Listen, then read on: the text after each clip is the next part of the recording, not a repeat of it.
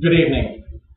My name is Barry Arnold, and tonight this group consisting of Rosamond Yarborough, Mattaya Thompson, Duane Wing, Travis Jordan, and myself will be presenting our final assignment, the small group speech. Our purpose is simple. It is to provide you, the audience, with information covering the current smoking ban in South Dakota. Our thesis: the smoking ban in South Dakota has had a long, hard road to fruition, with the good, the bad, and the legal battle testing and stretching the system to its max. Now, how many of you can remember what it was like prior to the smoking ban? Of being out at a restaurant waiting for your meal, or to be out with friends at one of the many local establishments. Now, I bet you all can remember what it was like catching a whiff of smoke from the smoking section, or the haze from the smoke cloud inside the bar itself.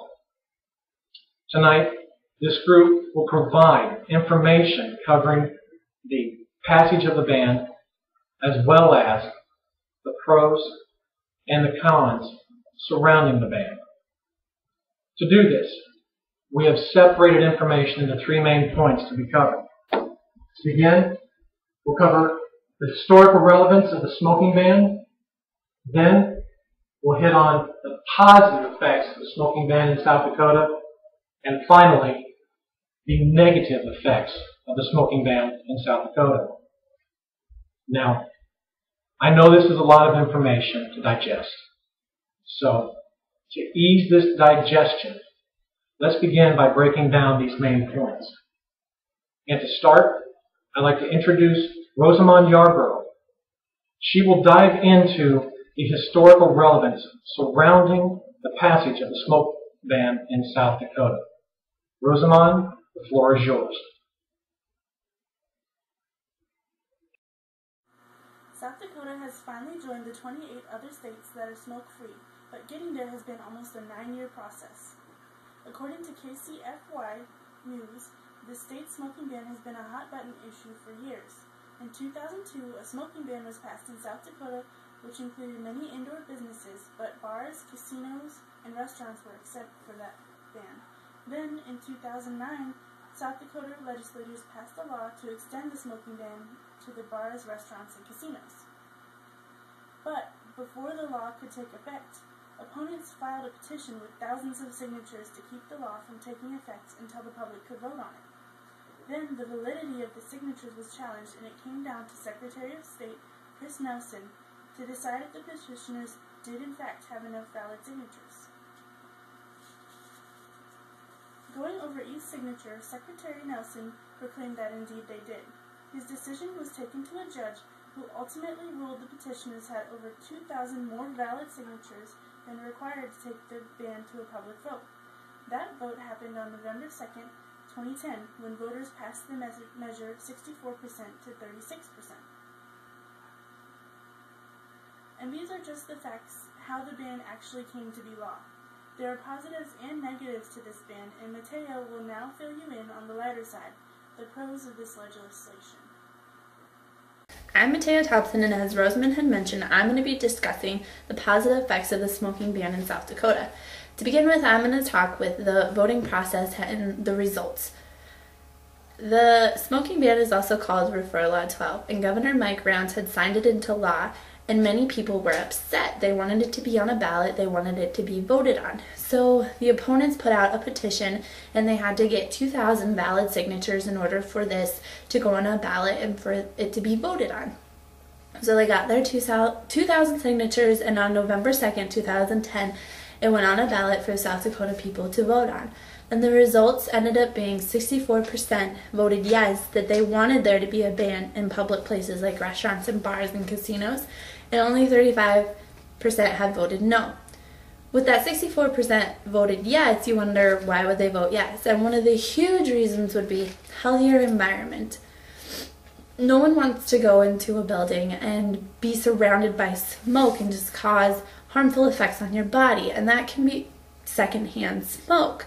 And with secondhand smoke, you're breathing in 4,000 chemical compounds into your body just by walking into a room where there are smokers. And that is harmful to your body. You don't want that in your body, and it can actually cause you to have lung cancer. And 3,000 non-smokers die every year from secondhand smoke, just being surrounded by it. So the ban provided a big decrease in secondhand smoke when people go into bars, casinos, and restaurants. Also, adults are big influences on children. They look up to adults. So when they look up to these adults and see that they're smoking around non-smokers, they're smoking around children, they get the view that that's okay, and it's really not. So this ban has allowed there not to be such a huge influence on children, and seeing that and knowing that it's not okay to smoke around people that don't want to have smoke around them. So the ban provided a positive effect on that. And also, secondhand smoke is very harmful to children. It can cause asthma and chronic respiratory problems, which no one wants their child to be exposed to that.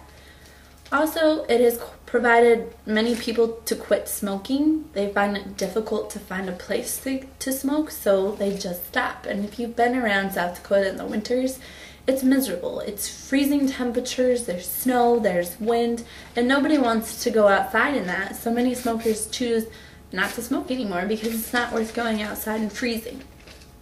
I also found 1/6 of the South Dakota population are actually smokers. That leaves over half of the rest of the population as non-smokers.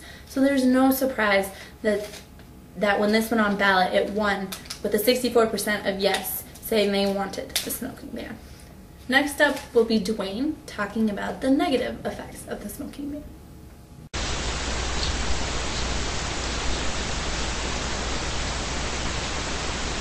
In South Dakota, despite it being a positive phenomenon, the smoking ban seems to have many cons to it as well when we examine it from a financial standpoint and also from a social standpoint. From the current issue of casino enterprise management, available resources point to the fact that when smoking is banned in casinos, revenues decrease as many smokers like to gamble and smoke at the same time, and they cannot separate the two. I have a hard time separating smoking from the Sturgis Rally every year. About the only time I do it. But nonetheless, there are connections, and when you govern a behavior such as smoking, it has to do with tax revenues in the state of South Dakota. In fact, the state of South Dakota budget forecast for 2012, Governor Brown started to prepare, Governor Dugard finished it. They said that the smoking ban, which was passed in November of 2010, would result in a decrease in video lottery receipts taxes by 15%. That is significant. How significant is that? Well, with the state budget concerns, the state depends on tax revenue from the sale of cigarettes and other tobacco products. Legal gambling in casinos is supported in large part by smokers. Smokers have consistently decreased their gaming activities. It's not a stretch to say that smokers and non-smokers alike will have to make up the deficit somewhere through increased taxes in other areas, reduced income from these taxes, be it gaming or tobacco taxes, may ultimately result in cuts in programs that are good for people in South Dakota in many ways. What are some of the negative social impacts of the ban? Decrease in business, which results in a decrease in the amount of jobs that are available, people being laid off, perhaps youngsters taking up smoking simply because it was banned, and that would be sad. Inconveniences to smokers have caused domestic and workplace hassles as they become irritable and cranky when they don't get their nicotine fix. Hello everybody, I'm Travis Jordan, and I will be your final presenter today for going over the effects of the South Dakota smoking ban in South Dakota. Big thanks to everyone else that already presented and informed us on the smoking ban, and it was all a big help today. And I'm just here, like I said, lastly, to go over and recap some of the important information and fill you in so that you can make your own decision on the South Dakota smoking ban. As mentioned earlier, South Dakota joined 28 other states in making a smoke-free public environment. It took 9 years for South Dakota to get there. Lots of going through public debate in political parties, but it eventually happened by a vote of 64%, and that's how we are where we are today with the South Dakota smoking ban, is how we got there.